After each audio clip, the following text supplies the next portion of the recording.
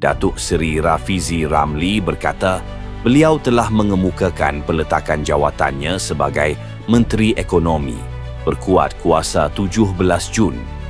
Saya telah menyerahkan surat peletakan jawatan daripada Kabinet kepada Perdana Menteri. Peletakan jawatan ini akan berkuat kuasa mulai 17 Jun ini. Mulai hari ini, saya akan menggunakan baki cuti tahunan sehingga 16 Jun ini, katanya dalam satu kenyataan Rabu 28 Mei 2025.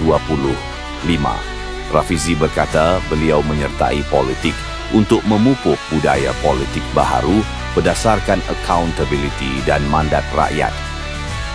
Saya telah menghantar surat peletakan jawatan dari Jemaah Menteri kepada Yang Amat Berhormat Perdana Menteri pagi ini.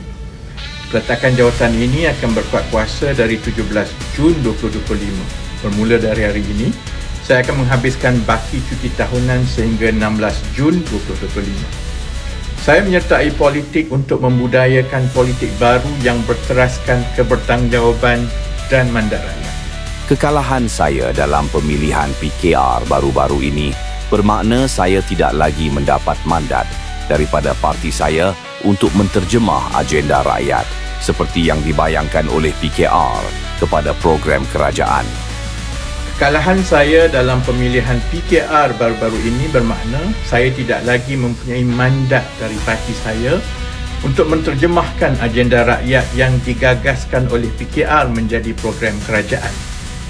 Seperti yang diamalkan di negara yang mengutamakan prinsip demokrasi, pemimpin yang kalah dalam pemilihan parti mesti memberi laluan kepada mereka yang menang untuk mengambil tempat dalam kerajaan, tambahnya. Saya yakin program menambah baik struktur ekonomi negara yang dipelopori oleh Kementerian Ekonomi akan terus berjaya dilaksanakan oleh penjawat awam.